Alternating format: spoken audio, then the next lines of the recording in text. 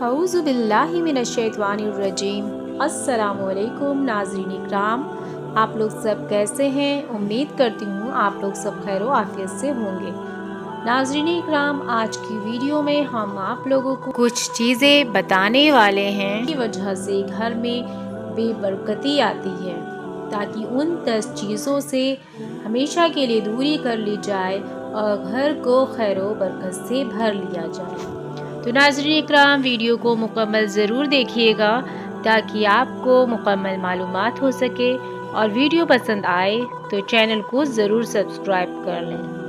ناظرین اکرام، آج کل ہر انسان کو اس بات سے شکایت ہوتی ہے کہ میرے گھر میں کسی چیز میں برکت ہی نہیں ہے۔ پیسہ تو خوب کماتے ہیں لیکن سارا پیسہ خرچ ہو جاتا ہے، کچھ سمجھ ہی نہیں آتا۔ تو ناظرین اکرام، سب بے برکتی کی نشانیاں ہوتی ہیں۔ جانے انجانے میں ہم ہی لوگ کچھ نہ کچھ ایسے کام کر دیتے ہیں جن کی وجہ سے گھر کی برکتیں اڑ جاتی ہیں، اور زیادہ سے زیادہ چیزیں بھی موقع پڑنے پر کم پڑ جاتی ہیں۔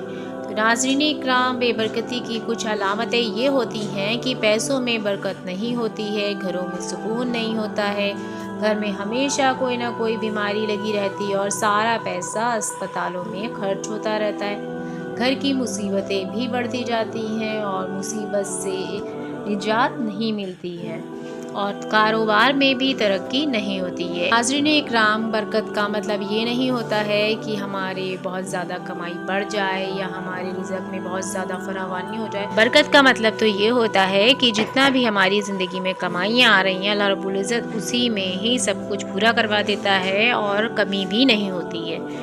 تو ناظرین اکرام، ہم جانتے ہیں ان 10 چیزوں کے بارے میں جن کی وجہ سے گھروں میں برکت نہیں رہتی ہے۔ پہلی یہ ہے کہ کھانا کھاتے وقت شریعت کی چیزوں کا خیال نہ رکھنا۔ ناظرین اکرام، کھانا ہماری زندگی کا ایک بہت ہی اہم ترین حصہ ہے اور ہم اسی وجہ سے زندہ رہتے ہیں، لیکن نبی کریم صلی اللہ علیہ وآلہ وسلم نے ہمیں کھانا کھانے کے کچھ آداب سکھلائے ہیں۔ جب بھی کھانا کھایا جائے تو بیٹھ کر کھایا جائے اور بسم اللہ پڑھ کر کھانا شروع کیا جائے، اور کھانا کھانے سے پہلے ہاتھ دھو لیے جائیں۔ لیکن آج ہم کھانے سے پہلے کچھ کوتاہیاں کرتے ہیں جن کی وجہ سے ہمارے گھروں کی برکتیں اڑ جاتی ہیں، جیسے کھڑے ہو کر کھانا کھانا، یا جوتے پہن کر کھانا کھانا، یا ننگے سر کھانا کھانا۔ ناظرین اکرام، بسم اللہ پڑھے بغیر کھانا بھی نہیں کھانا چاہیے اور بغیر ہاتھ دھوئے کھانا بھی نہیں کھانا چاہیے۔ دوسری چیز یہ ہے گھر میں بے برکتی آنے کی کہ جس گھر میں بھی مہمان آتے ہیں اور اس گھر میں مہمانوں کی قدر نہ ہو، تو اور بہت سے لوگوں کی عادت ہوتی ہے کہ جب ان کے گھر میں کوئی مہمان آتا ہے وہ خوش ہونے کے بجائے زیادہ پریشان ہو جاتے ہیں کہ اب اسے ہم کیسے کھانے پینے کا انتظام کریں گے، رات کو سونے کا انتظام کرنا پڑے گا۔ وہ لوگ مہمان کو بوجھ سمجھنے لگتے ہیں۔ تو ناظرین اکرام، علماء اکرام نے لکھا ہے کچھ کتابوں میں کہ جو لوگ مہمانوں کو بوجھ سمجھتے ہیں ان کے گھر کی برکت بھی اڑ جاتی۔ تیسری جو بے برکتی کی وجہ ہے ناظرین اکرام، یہ ہے کہ کھانا کھانے کے بعد برتن کو صاف نہ کرنا۔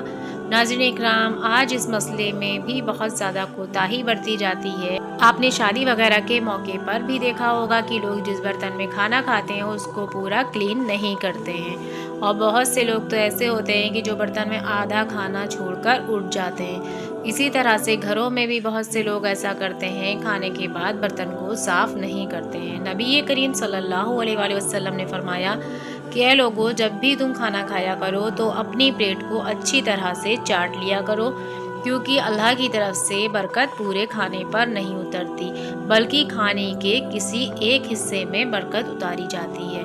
اور اس حدیث کا مطلب یہ ہے کہ ہو سکتا ہے جو ہم کھانا چھوڑ رہے ہیں اس کھانے میں آپ کی برکت چھپی ہوئی ہو، تو اس لیے کوشش یہی کرنی چاہیے کہ پوری پلیٹ میں اتنا ہی کھانا لیں آپ جتنا آپ کھا سکتے ہیں، اور پورا کھانا سمیٹ کے کھائیں۔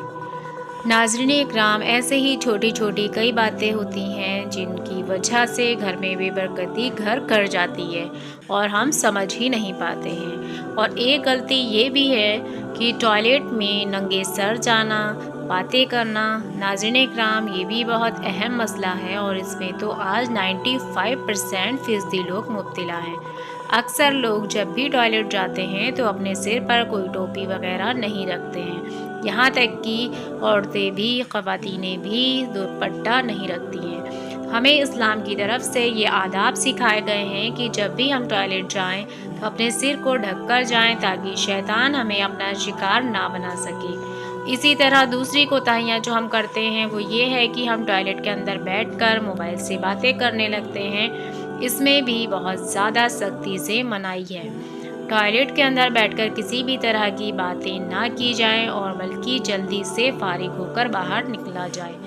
ناظرین اکرام، اسی طرح کی چھوٹی چھوٹی باتیں ہم اپنی زندگی میں کرتے ہیں اور گناہ کے بھی حقدار بنتے ہیں، اور اس کے بعد ہمارے گھروں میں برکتیں بھی نہیں ہوتی ہیں اور برکتیں اڑ جاتی ہیں اور ہم پریشان ہوتے ہیں، نہ جانے کس نے تعویذ کروا دیا، کسی نے ہمارے گھر میں کچھ کر دیا۔